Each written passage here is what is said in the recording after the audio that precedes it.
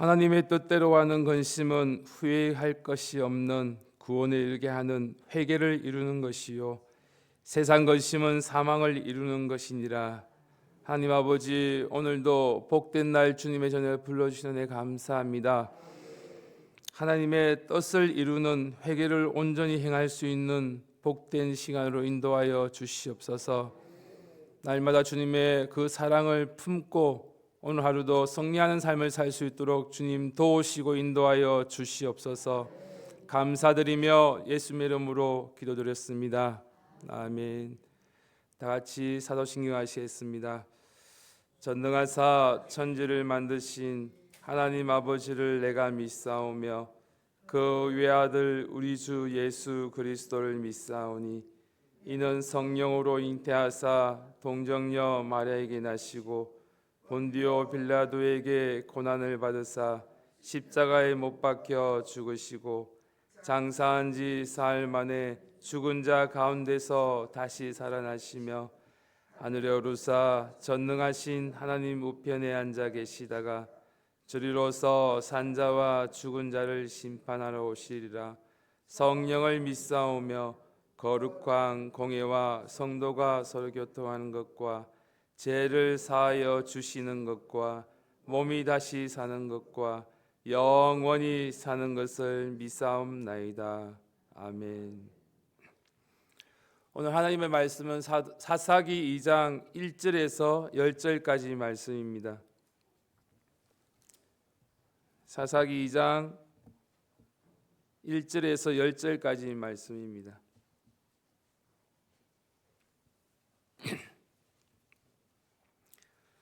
제가 가진 성경 361페이지입니다. 구약 성경 361페이지입니다.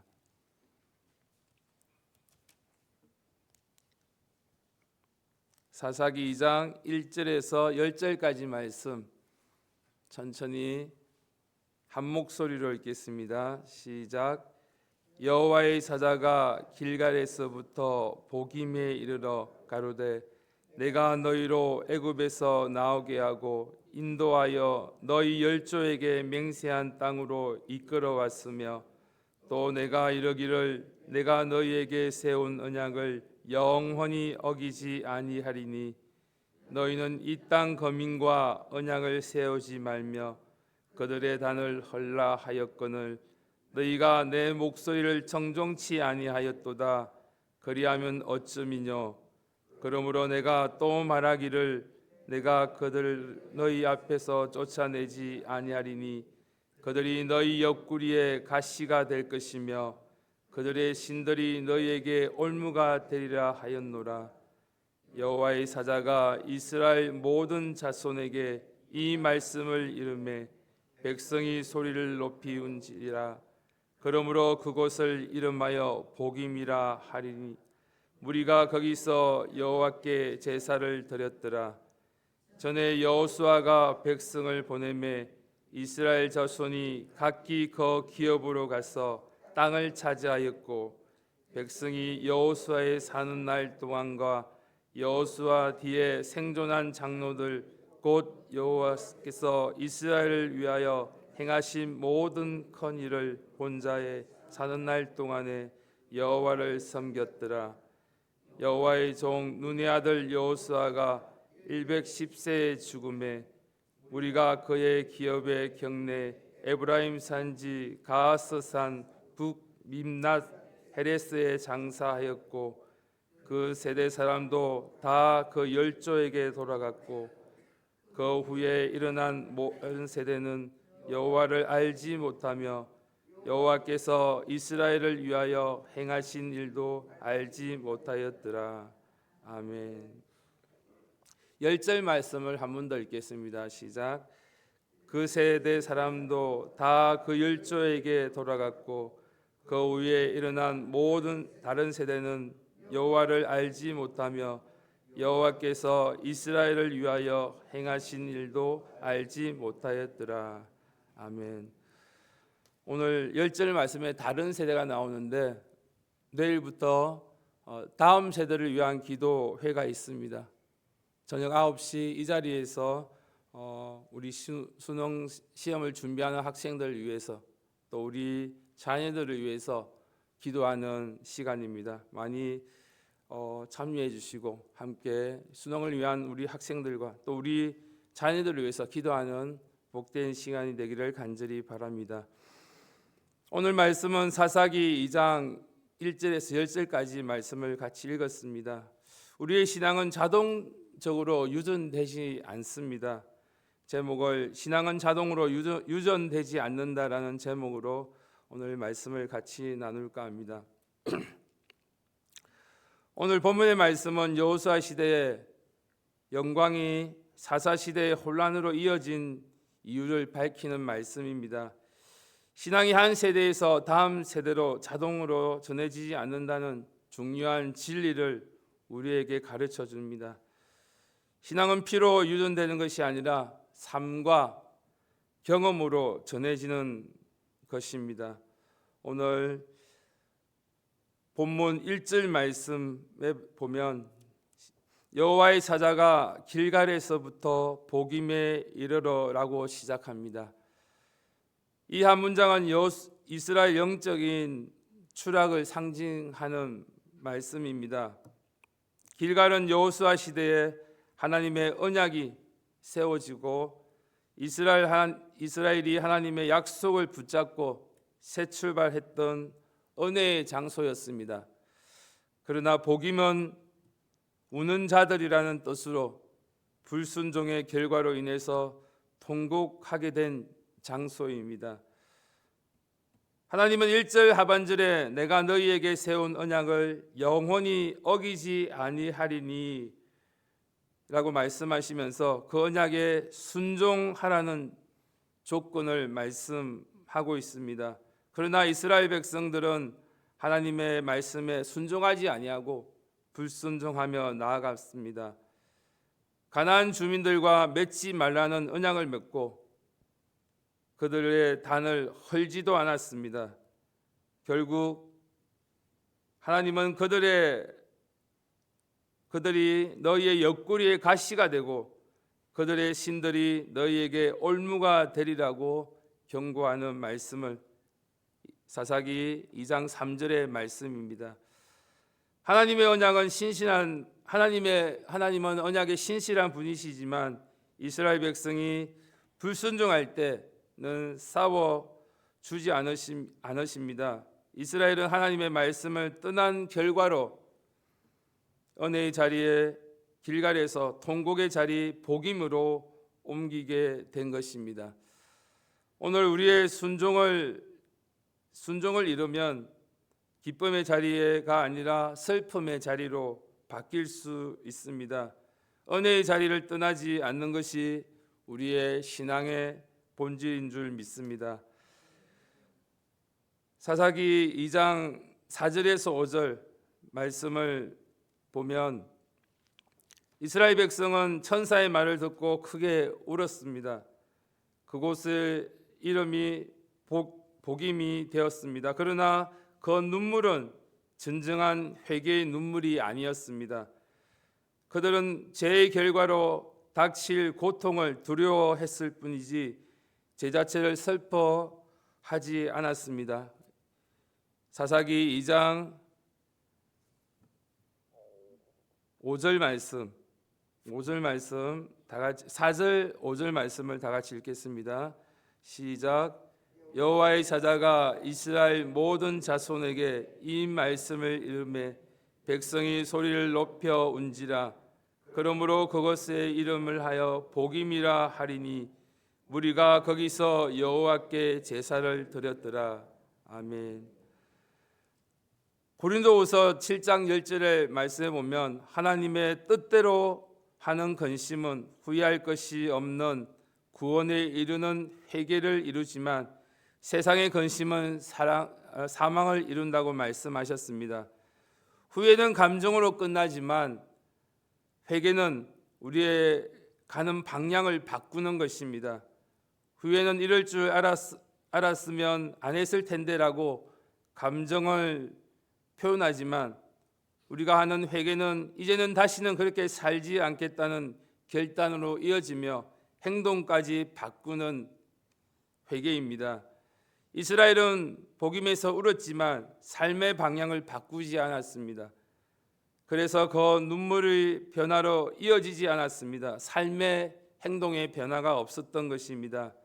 우리 역시 감정의 눈물로 멈추지 말고 회개로 나아가는, 행동까지 바꾸는 참된 감사로 이어지는 우리의 회개가 되어야 될 줄 믿습니다. 눈물의 방향을 바꾸는 순간, 그것이 진짜 회개입니다. 하나님께서는 감정보다 결단을 원하십니다. 복임의 눈물에 머물지 말고 다시 길갈의 은혜로 나아가는 저와 여러분이 되어서 우리의 진정한 회복을 맞이할 수 있는 우리의 모습이 되기를 간절히 바랍니다. 여호수아가 백성을 보내매 이스라엘 자손이 각기 그 기업으로 가서 땅을 차지하였고, 6절 이하의 말씀에 보면 계속 이어지는 말씀이 그것입니다. 그 세대의 사람도 다 그 조상에게로 돌아갔고, 그 위에 일어난 다른 세대는 여호와를 알지 못하며 여호와께서 이스라엘을 위하여 행하신 일도 알지 못하였더라. 이 말씀은 짧지만 이스라엘 영적 역사를 완전히 뒤바꿔 놓은 무서운 말씀입니다. 다시 우리 2장 10절 말씀을 한 목소리로 읽겠습니다. 시작. 그 세대 사람도 다 그 열조에게로 돌아갔고 그 위에 일어난 다른 세대는 여호와를 알지 못하며 여호와께서 이스라엘을 위하여 행하신 일도 알지 못하였더라. 아멘. 여호수아 세대는 참으로 위대한 세대였습니다. 하나님의 약속하신 땅을 믿음으로 정복했습니다.